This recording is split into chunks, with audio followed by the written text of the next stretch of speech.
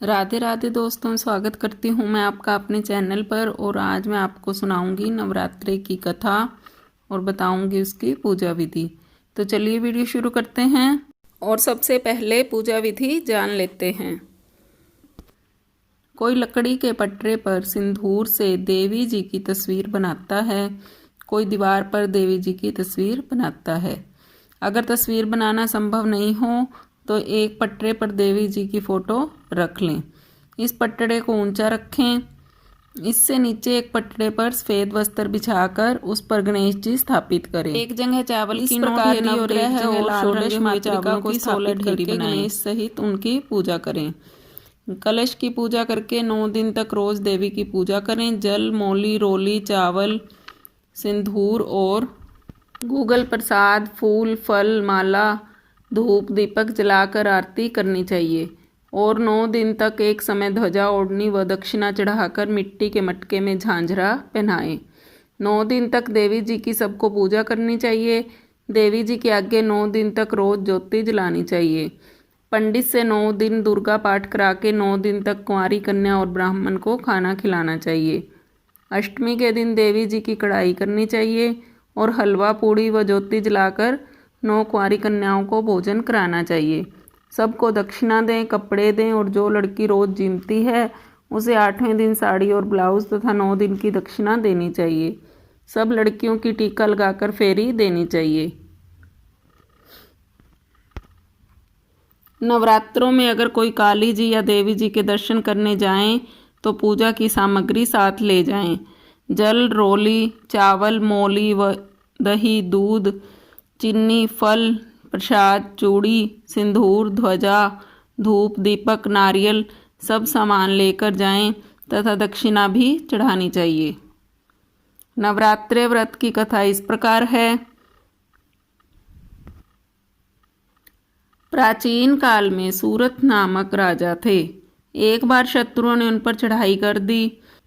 मंत्री लोग भी राजा के साथ विश्वासघात करके शत्रु पक्ष से मिल गए। परिणाम स्वरूप राजा की पराजय हुई और वे दुखी तथा निराश होकर तपस्वी वेश में वन में निवास करने लगे। उसी वन में उन्हें समाधि नाम का वैश्य मिला, जो अपने स्त्री और पुत्रों के दुर्व्यवहार से अपमानित होकर वहां निवास करता था। दोनों में परस्पर परिचय हुआ। वे महर्षि मेधा के आश्रम में पहुंचे। महामुनि मेधा के द्वारा आने का कारण पूछने पर दोनों ने बताया कि यद्यपि हम दोनों अपने लोगों से ही अत्यंत अपमानित तथा तिरस्कृत हैं, फिर भी उनके प्रति मोह नहीं छूटता। इसका क्या कारण है? महर्षि मेधा ने बताया कि मन शक्ति के अधीन होता है। आदि शक्ति भगवती के 2 रूप हैं, विद्या और अविद्या। प्रथम ज्ञान स्वरूपा है तथा दूसरी अज्ञान स्वरूपा है। जो अविद्या के आदि कारण रूप में उपासना करते हैं उन्हें विद्या स्वरूपा प्राप्त होकर मोक्ष प्रदान करती है। राजा सूरत ने पूछा कि देवी कौन है और उसका जन्म कैसे हुआ। महामुनि बोले, राजन, आप जिस देवी के विषय में प्रश्न कर रहे हैं वह नित्य स्वरूपा तथा विश्व व्यापिनी है। उसके प्रादुर्भाव के कई कारण हैं। कल्पांत के समय महाप्रलय होती है। उसी समय जब भगवान विष्णु क्षीर सागर में अनंत शैया पर शयन कर रहे थे, तभी उनके दोनों कर्ण कुहरों से 2 दैत्य मधु तथा कैटभ उत्पन्न हुए। धरती पर चरण रखते ही दोनों विष्णु की नाभि कमल से उत्पन्न होने वाले ब्रह्मा को मारने दौड़े। उनके इस भयानक रूप को देखकर ब्रह्मा जी ने अनुमान लगाया कि विष्णु के सिवा मेरी कोई शरण नहीं। किंतु भगवान इस अवसर पर सो रहे थे। तब विष्णु भगवान को जगाने हेतु उनके नैनों में निवास करने वाली योग निद्रा की स्तुति करने लगे। परिणामवश तमोगुण अधिष्ठात्री देवी विष्णु भगवान के नेत्र, नासिका, मुख तथा हृदय से निकलकर ब्रह्मा के सामने खड़ी हो गई। योग निद्रा के निकलते ही भगवान विष्णु जाग उठे। भगवान विष्णु तथा उन राक्षसों में 5000 वर्षों तक युद्ध हुआ। अंत में वे दोनों भगवान विष्णु द्वारा मारे गए। ऋषि बोले, अब ब्रह्मा जी की स्तुति से उत्पन्न महामाया देवी की वीरता सुनो।